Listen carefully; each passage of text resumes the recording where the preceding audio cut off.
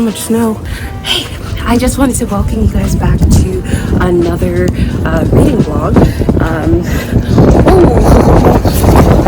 It is windy. Oh my god. And already my nose is starting to run. Unbelievable. But yeah, as you can tell, there's a bunch of snow on the ground. And I'm just out for a little bit of a walk just to, you know, get some fresh air into my lungs. As I always say, it just gets so darn stuffy sometimes in the apartment. Look at all that snow. Oh my gosh, the sun is gorgeous too. Okay, I'm gonna go ahead and just keep on walking.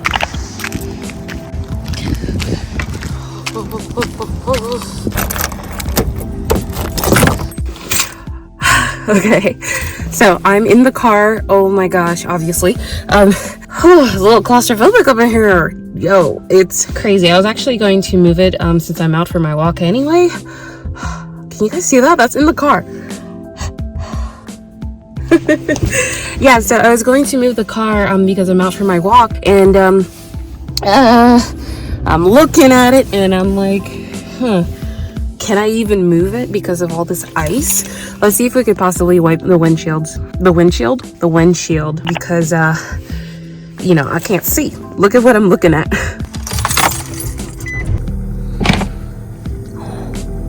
Oh, I can't. Okay, that was a fail. And I'm used to obviously dealing with this ice, but I forgot the little tool that scrapes off the ice from the windshield. So, oh my gosh, I just heard the little wipe. I tried to wipe, but I'm like, you fool, it won't work.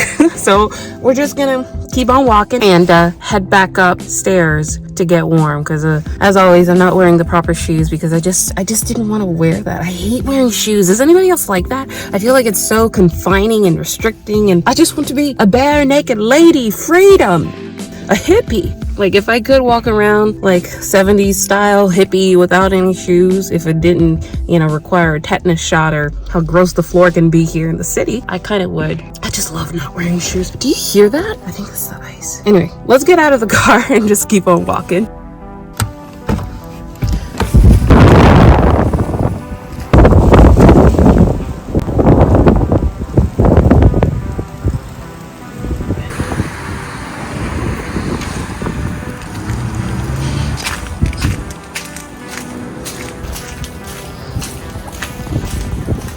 I just had to run into my favorite maintenance guy. You know, I keep it friendly, I keep it okay, but you know, it's just sometimes you gotta be careful, you gotta keep your guard up, you know? Oh no, I actually came all the way back up here, but I don't think I locked the car. Oh my god, we have to go back. We have to go back. I don't think I locked the car door. Shoot. Going back down again because I'm certain I forgot to lock the car door. So we gotta make sure we do that, even though it's snowing, and I don't think anybody would be stupid enough to, you know, approach a car. You never know, people are a little crazy out here these days. So this is like a high probability that I might run into the guy again. So that's gonna be fun. Here we go, out into the cold again. Ooh.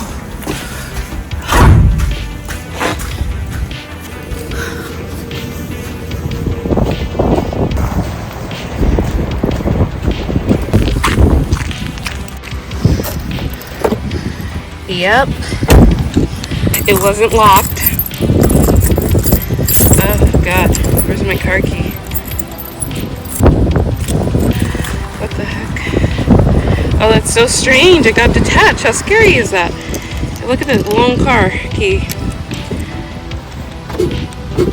There we go, now it's locked.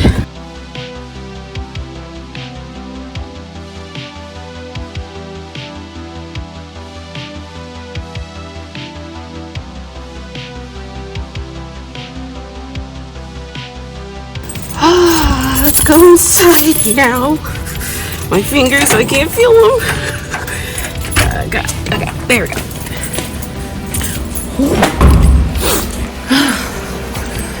I couldn't feel my fingers. Just waiting for the old elevator. Look at my hair, it's crazy. Oh, my fingers. Ooh, the cold. The cold.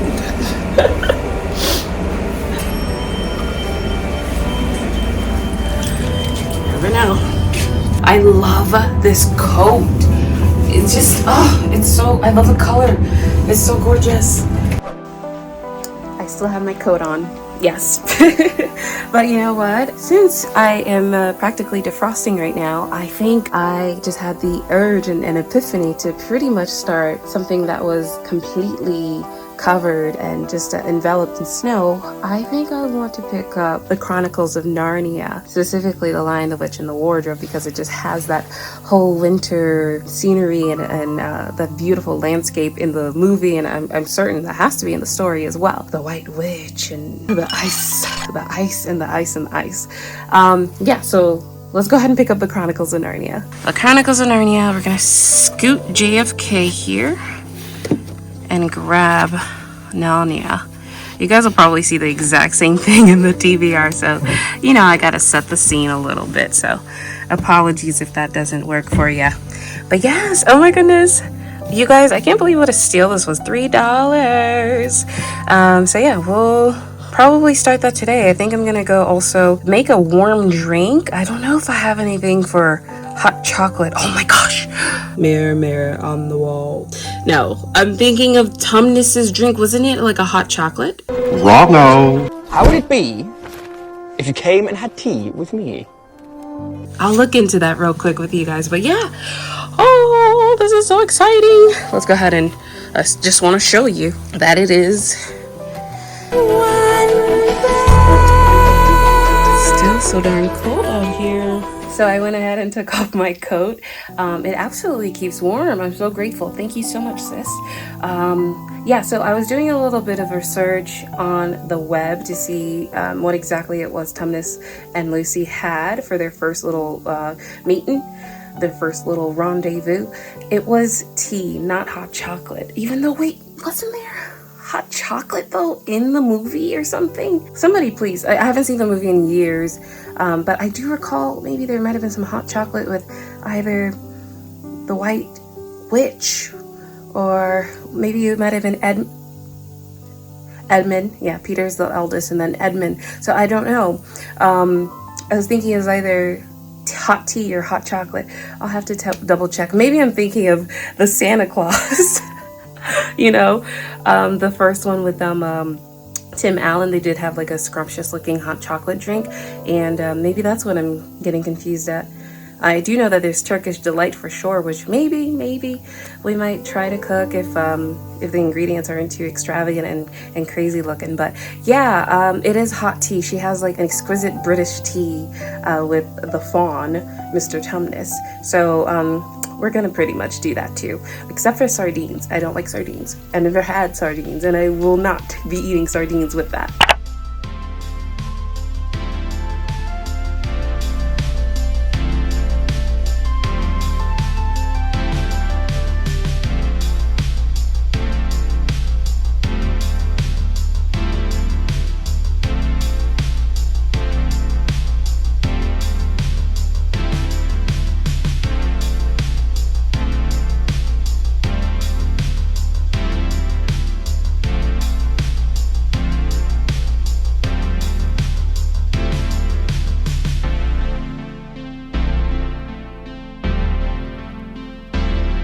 Okay guys, so we're finally at the very famous Turkish Delight. So it's so crazy. Edmund, he's just kind of like talking to the White Witch, and he basically is just spilling his guts. You know when you kind of like scream at a TV screen when people go through the wrong door, or you know, or going further into a forest, or just making the worst decisions, like shut up or go back.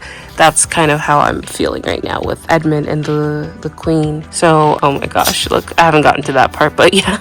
It's so accurate to the movie so far. I love it. Yeah, Edmund is like spilling his guts. He told the White Witch that he has 2 sisters and a brother, and that his sister Lucy has been here with the fawn. So he's like completely outing Tumnus, and it's just like, and another cool thing that happened. Let's see, hold on. Yeah, so earlier in my vlog, I was talking about them drinking like hot chocolate, but it looks like I was correct. There was a drink, but it doesn't seem to be chocolate. So it says here, it was something he had never tasted before, very sweet and foamy and creamy, and it warmed him right down to his toes. So he's basically getting the, you know, royal treatment right now with this lady. And then one other freaky thing before I go. Okay, right here, let me read this off to you guys. So at last the Turkish delight was all finished, and Edmund was looking very hard at the empty box and wishing that she would ask him whether he would like some more. Probably the queen knew quite well what he was thinking, for she knew, though Edmund did not, that this was enchanted Turkish delight, and that anyone who had tasted it would want more and more of it, and would even,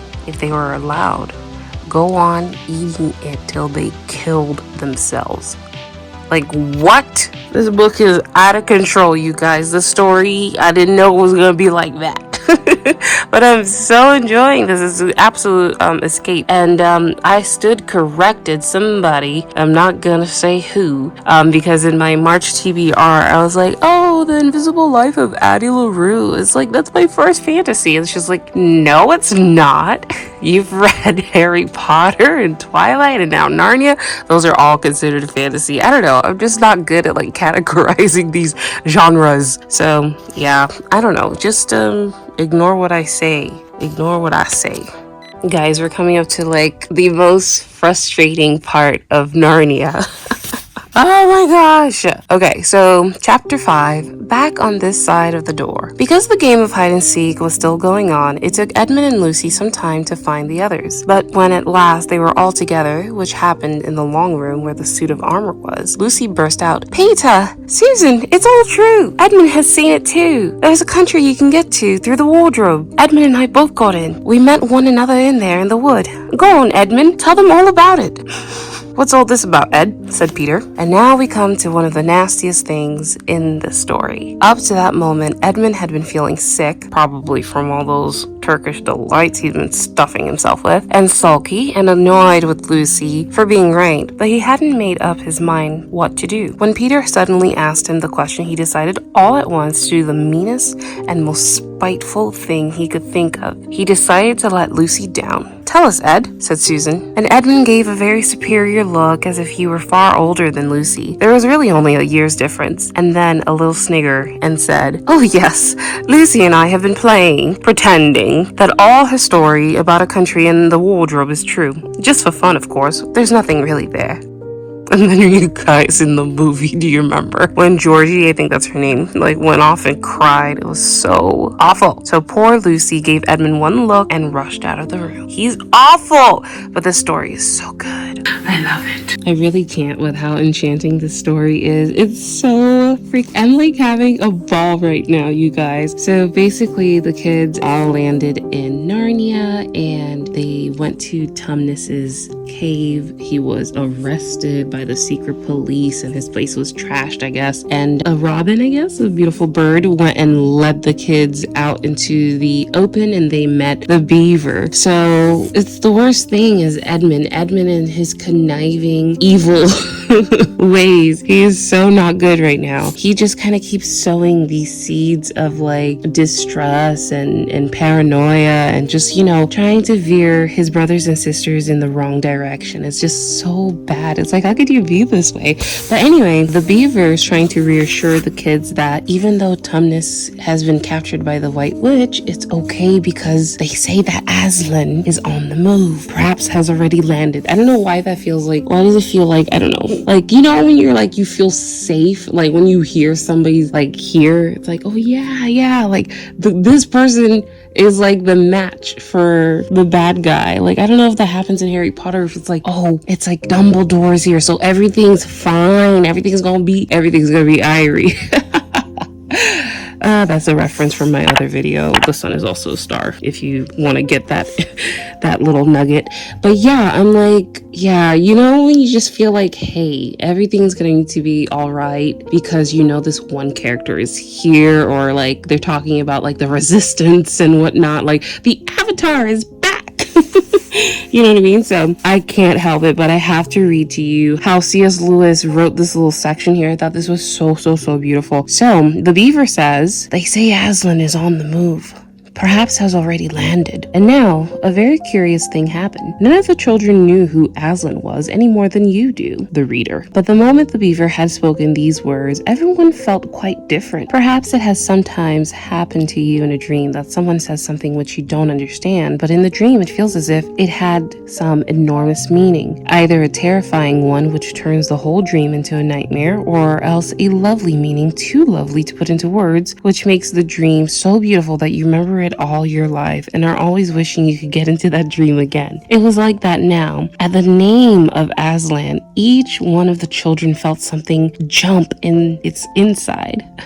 Edmund, I thought this was so funny, the way that everybody internally reacted. So Edmund felt a sensation of mysterious horror. Peter felt suddenly brave and adventurous. Susan felt as if some delicious smell or some delightful strain of music had just floated by her. And Lucy got the feeling you have when you wake up in the morning and realize that is the beginning of the holidays or just the beginning of summer. So I thought that was really telling. Like, everybody's relatively having these feelings of euphoria and happiness and just great feelings, but Edmund, our Judas, he's feeling a sensation of mysterious horror. Our Judas, or our Peter character, if you want to kind of look at that, somebody who's going to deny Jesus or whatnot, you know? So, oh man, he's just lacing the story so well. I really love it.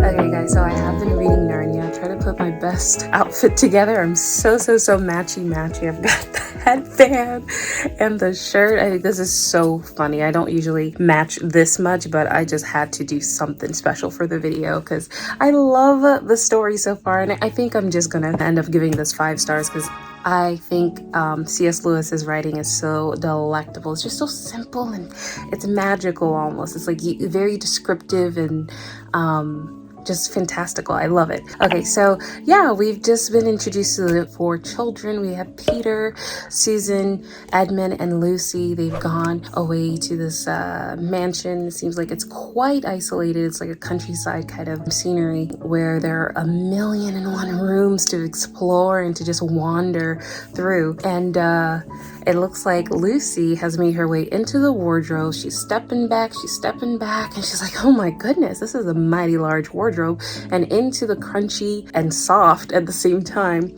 cold snow she goes. So she gets into Narnia and automatically she meets Mr. Tumnus the fawn. He lures her into his dwelling and tries to basically deliver her to the White Witch. And she's like, you can't do this, Mr. Tumnus. And he's like, I know, you are such a good friend. I didn't know that daughters of Eve, basically humans or sons of Adam, the way that they explain it, were like this. He's kind of like indebted to the White Witch, and oh my gosh, that part was like so, I remember in the movie like how freaky it was.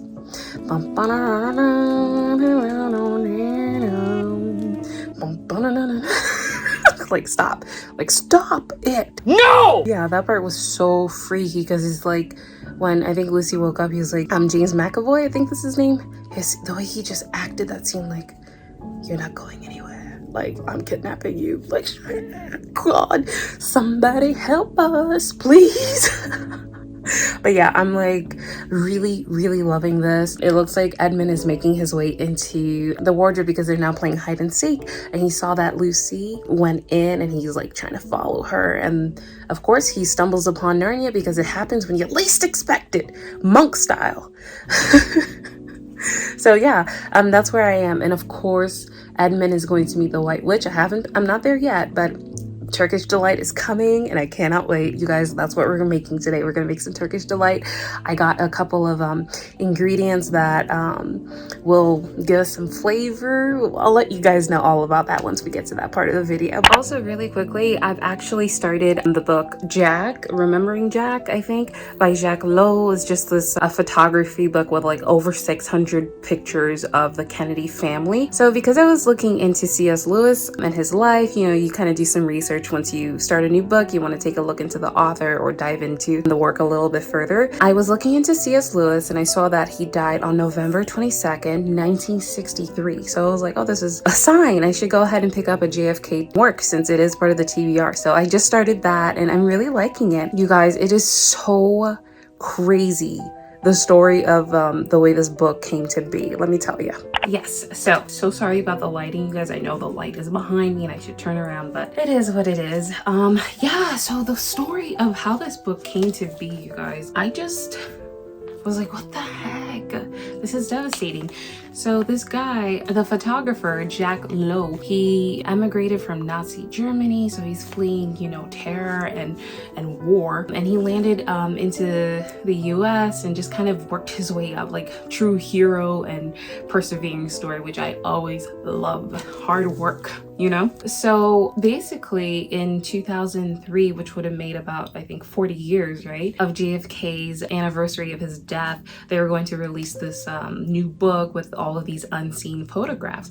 But one of the worst things that did happen in the US, the catastrophic and calamitous event of the 9/11, the attack on the Twin Towers. So Jacques Lowe, he had all of these negatives, like 40,000 pictures. I don't know if I can say pictures, but 40,000 negatives, just a whole collection of photos and, you know, items to be photos, if you know what I mean. I don't know, I'm not a photography person, sorry. But yes, 40,000 negatives that were completely destroyed because you guys know the sheer heat from the collapse and crumble of those structures just made almost anything and everything burn and burn and burn. So nothing survived. He had deposited his collection into a vault at, I think, JP Morgan Chase Bank, you know, because it's supposed to be secure and it's supposed to be solid and safe.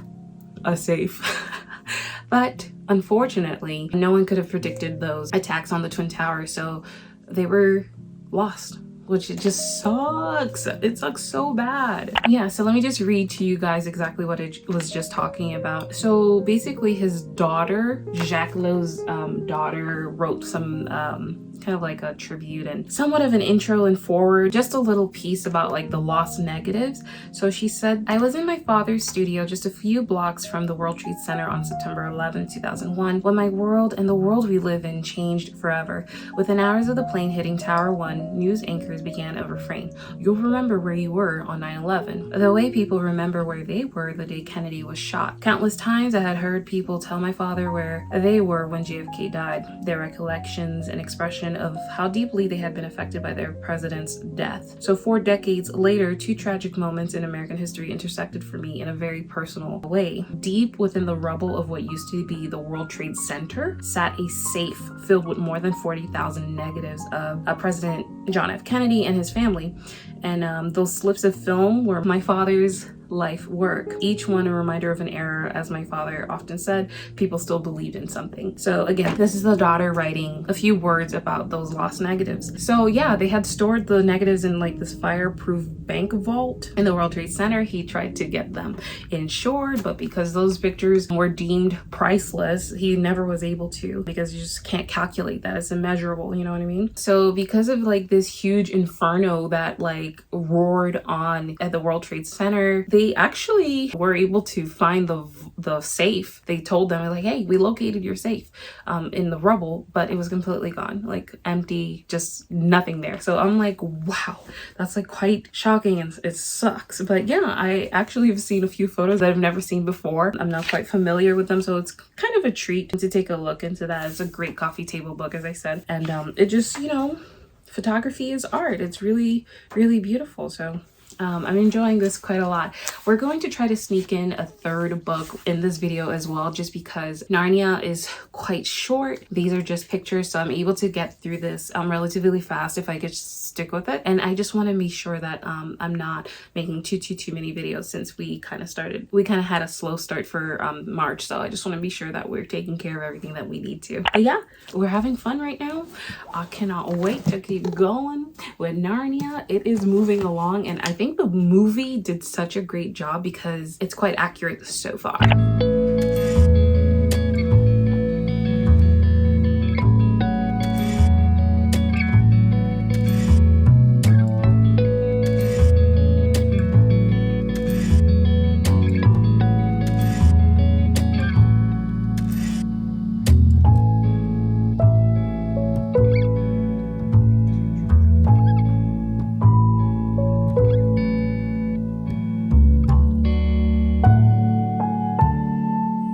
So, ever since Edmund ate the Turkish delight next to the White Witch, next to Queen Jadis, I was like, what is that delectable looking thing? I want to know how that tastes.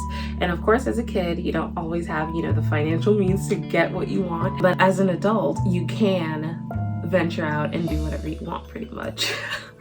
With certain limitations, of course. But yeah, so we're gonna make the Turkish delight. I am so hyped. I'm so thrilled and excited. I am like ready to do this. So I gathered a few ingredients here, and I kind of did a little bit of like a revamp of it, because I saw Binging with Babish. I saw his video on it, and when he used rose water, I was like, that's not gonna be for me. And then I saw somebody else who did nerdy gummies, nerdy nummies. I will put everything down below so you guys can get the measurements and the original source. But yes, I kind of did like a little bit of a redo, like a revamp of it, because I didn't want it to go to waste. Just because I'm making Turkish delight, I would like for it to actually taste good. So when I went to Walmart the other day, now shop, friends, shop! And you'll see this in my Diagon Alley video for Harry Potter. It was like a Diagon Alley shopping scene. Yeah, so when I went to Walmart, I came upon this very unique thing that, you know, I'm not familiar with, because I'm not here to buy gelatin all the time. But I found my favorite flavor of Starburst in gelatin form. So that is what we're going to be doing. We're doing the all pink strawberry gelatin instead. We're also keeping the cranberry juice for color, because that's another aspect of the Turkish delight that's like, OMG, this thing looks very, you know, decadent and delicious. So what we'll be needing: some water, some white sugar, cranberry juice, gelatin. You can do an unflavored version too. We'll need cornstarch. Try to say that 5 times fast. Cornstarch, oh yeah, no, that's not gonna work. We're gonna need cornstarch, light corn syrup, a candy thermometer, vanilla extract, and I think that's about it. So yeah, let's go ahead and get started. And again, everything will be below. You'll find all the recipes and the original source. I'm so excited and hyped and so thrilled to be doing this, because I've wanted for years to taste Turkish delight, and if it turns out good, whew, you know, it's candy, isn't it? I think that's what it is. Let's hope for the best. Okay guys, I know I have a new outfit on. I just feel more comfortable in this, and I think I look a little bit better. But yes, let's just ignore that fact that I have done an outfit change. So let's just go ahead and get started. First things first, we're going to be putting the gelatin in our cranberry juice right here. Because our Starburst gelatin pack here is one big old thing, and it doesn't come in like sachets. So we're going to have to measure this, some measuring spoons here to get it to be the equivalent of 3 packets or 3 envelopes. The one that Nerdy Nummies was using was this one by Knox. Yeah, by Knox. And each envelope is about 0.25 ounces. So according to Google, 0.25 ounces is about 1.5 US teaspoons. Okay, so that's all measured out. It smells oh so good, and this is what it looks like. It's just like a fine powder, and it smells so good, you guys. Like I want to like taste it. Maybe I will. Let's do it. Always shocking. Last time I did this with Harry Potter, I nearly died from the brandy, if you recall. I can't tell. All right, so we're going to mix our gelatin here, our Starburst gelatin, with the cranberry juice. Apparently you're not supposed to mix it, like let it rest on top. So that is done. On to the next thing. We're going to be mixing 1/2 cup of water with our measured cornstarch. I have a larger mixing bowl, which is right here, but I don't know if I'm gonna need it. Do you think like, as if you can answer me, do you think this will go in here? Ooh. Let's just do this before I like really make a mess out of it all. So, cornstarch, water, mixing potion over here. Okay, so we're gonna mix. Oh, it's very difficult to mix actually, guys. Oh no, I wonder if warmer water would have been better. You guys look, it looks like paste. All right, not too bad. It's the starch, I guess, that's making everything so tough. Yeah, it's much better. Oh, thank God, it was giving me such a hard time. Okay, so this is nice and mixed, the cornstarch and 1/2 cup of water. You guys will see all these measurements below, but it's nice and thick. So that's going to be put to the side as well. And, you know, we're leaving our gelatin and let it do its thing. Right now, I have pretty much a medium saucepan, and we're just going to be doing the simple syrup mixture. So, according to the video, we're just going to add all of our white sugar, our 1.5 cups of water, and lastly our corn syrup, our light corn syrup, which is like 3/4 cup. And to help me out, I'm gonna use the Sanderson Sisters spatula that I got for Halloween. It's so cute. It has like vials and cauldrons and potion bottles on it, since we are pretty much concocting something right now. So I'm just going to use this to help me out a bit. Okay, so we're gonna give this a good old mix before we go over to the kitchen so we can get to the fire. Now that that's mixed, let's head to the kitchen.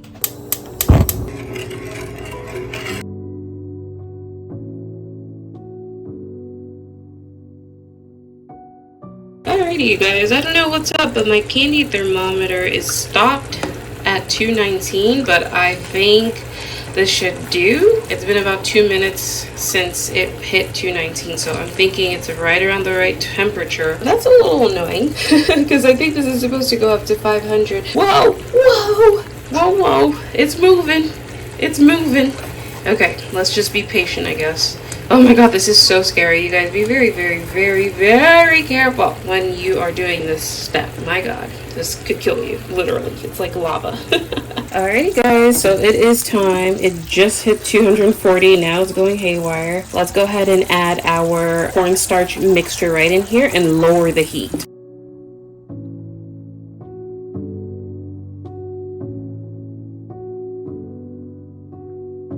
Okay guys, back to our working station here. So now I'm just going to add the gelatin mixture that we prepared earlier.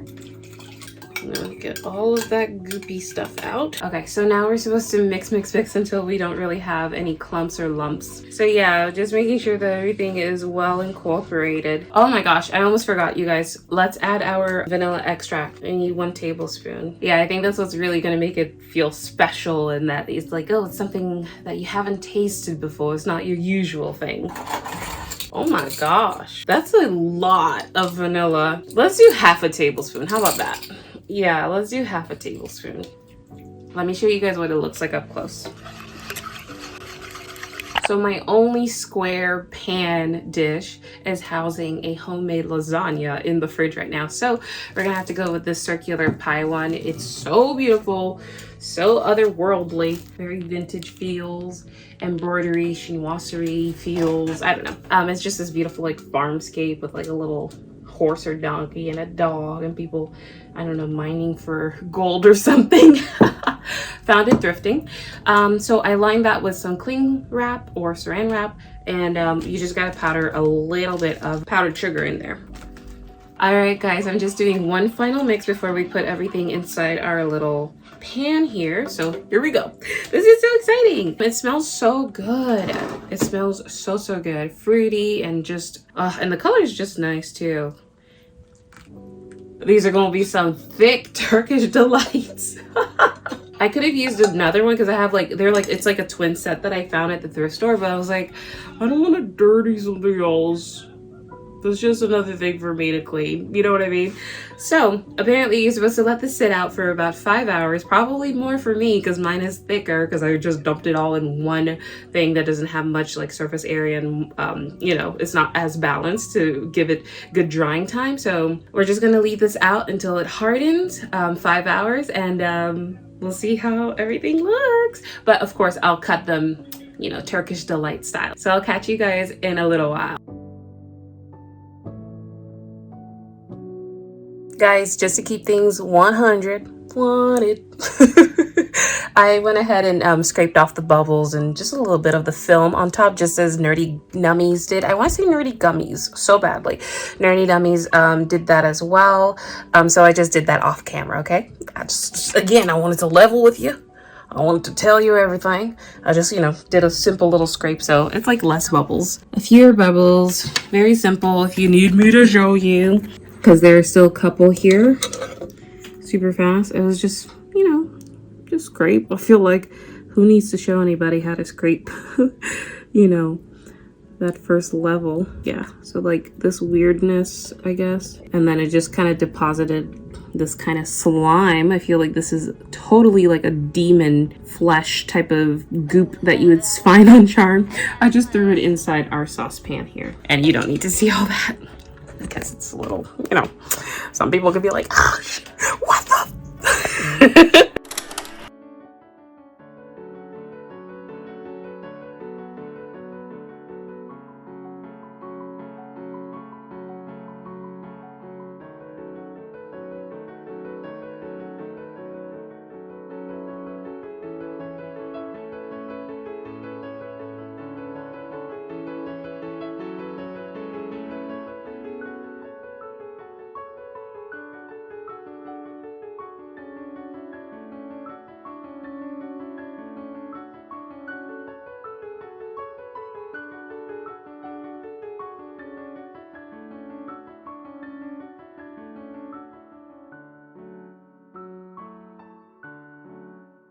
Okay guys, so we're back. I had to put this in the refrigerator. I let it sit for 5 hours, and of course it was not solidified, it did not settle. And I was like, okay, this is a deep dish kind of Turkish delight we're doing here, so let me just leave it overnight. And then the next morning, it still was like, glug, glug, glug, glug, you know? So I was like, I really didn't want to put it in the fridge because that's not what, you know, the instructions were in the video, but I ended up putting it in the fridge, and it seems to kind of have settled a little bit. I don't know, you guys. I think this might be a big old flop. Yeah, I think it is, because oh, I'm so sad. Like, if you can see, it's just so not solidified. I don't, yeah. Something about it is not like stable. So yeah, I can't even cut into this. Like, do you guys see this? Look. Oh, my Turkish delight is a fail. I don't know if it's the dish or the gelatin that I ended up using because it was Starburst. So yeah, I had set up some powdered sugar over here, but I usually don't have errors in cooking. You know what I mean? Yeah, I think we're gonna have to dump this. Look. It's pretty much like slime. I guess I can still taste it to see how it is, but big time fail. Big time fail. I'm like, what did I do wrong? What did I do wrong? I usually am pretty good when it comes to following directions in cooking. So I don't know. Maybe I should have mixed the gelatin. I feel like that's the problem, the gelatin portion of it all. Okay, let's taste it anyway. Oh, I'm sad a little bit. Okay. No, no, no, no, no! Spit that out right now! It's an interesting flavor. It's nice. It's very sweet, very sugary, but this is gonna go in the drain. Oh, well, this is kind of sad. Here we go. And I'm gonna dip a little bit in some powdered sugar. Yeah, let's try that out. I feel so bad. Big flop, big fail. Aslan would not be happy about this. And neither would Edmund. Alrighty, so that's that, you guys. So yeah, I'm gonna dump this. Like, you guys, like, it's so, it never settled. It never settled. Yeah, and I don't think like any more time in the refrigerator would help, you know what I mean? Fail. Okay guys, so I'm just gonna say goodbye here. I was able to finish the Chronicles of Narnia, The Lion, the Witch, and the Wardrobe. Oh my gosh. Amazing, just amazing and incredible. I absolutely loved it. I feel like everybody should read that story. It was so beautiful, an escape. Like, it had like a great message. And I don't know. The person who did the movies, I just saw his name the other day and I can't remember it right now, but he understood the assignment. He did his homework, and I really felt like they were able to film and touch on so many scenes from the story in such a cohesive and immaculate way. Like, it was done so well. I really believe, like, if you didn't want to read the book, if you didn't want to read C.S. Lewis's story, the movie would have been just fine. They did a spectacular job, having now read this story from C.S. Lewis. So I cannot recommend it enough. 10 out of 10, you guys, 5 stars. Yeah, and the other thing that I was reading was Jacques. It has like little commentaries here and there, along with the pictures from, you know, the different events that the senator, president ended up doing. So yeah, you have like pictures of Bobby Kennedy and Jacques Kennedy with the Labor Senate racket hearings. Here's the committee's attorney questioning Teamster Union leader Jim Hoffa. Did you say that SOB, I'll break his back? Who? You. Say to who? To anyone. Did you make that statement? You can't remember 3 months ago whether Johnny Deere was in your room? The man was under indictment for throwing acid in Victor Rizal's eye. You can't remember what you talked about, and you can't remember whether he was in your room. Wouldn't have been anything of any importance, Mr. Kennedy, and I can't recall it. Oh, that footage never gets old. Oh my gosh, I love that. I love watching the documentaries with them, and it's just like, I know everybody has something to say about the Kennedys, but for sure, I know that I enjoyed the book, and that's what matters, I guess, at the end of the day. Another thing that I started reading, and I'm still not finished because it's so dense. I'm like, this is intense, is the political book by Ben Shapiro. It just kind of goes into philosophy and theology and ethics and morality and politics and all of that stuff. Religion, it just does so much. It's like condensed into this little thing that it's like, I'm going to have to read that again. I absolutely feel like you need to have a little bit of a background in some of the Greek philosophies, from Socrates to Aristotle to Plato. Yeah, I'm like, it's stuff like every now and then I'm understanding, and then other times I'm like scratching my head like, OMG, this is like for people who know what this stuff is. It really is complex, and I don't know, I feel like Ben is a better orator, I guess, than a writer, but I don't know, maybe this is just the book that's not reaching out to me right now, but I need to reread it. But yeah, I've enjoyed Chronicles of NARNIA, Jack, and that How the West Was Won, or The Right Side of History, I think it's called. But yeah, you guys, I had a very fruitful time. Unfortunately, as you saw, the Turkish delight did not turn out the way it was supposed to. But that's okay. It's just not gonna go into my hips, you know what I mean? So it's fine. It was an experience, and I think next time I will just stick to the Knox gelatin to see if that will help us out a little bit, if I ever do want to do that, and that's not going to be anytime soon because that is a process. The candy thermometer and you know, all this sugar. It's like, now let me just bake some brownies and some cookies and call it a day. You know what I mean? But yeah, thank you so much for watching, and I'll see you in my very next video. Bye.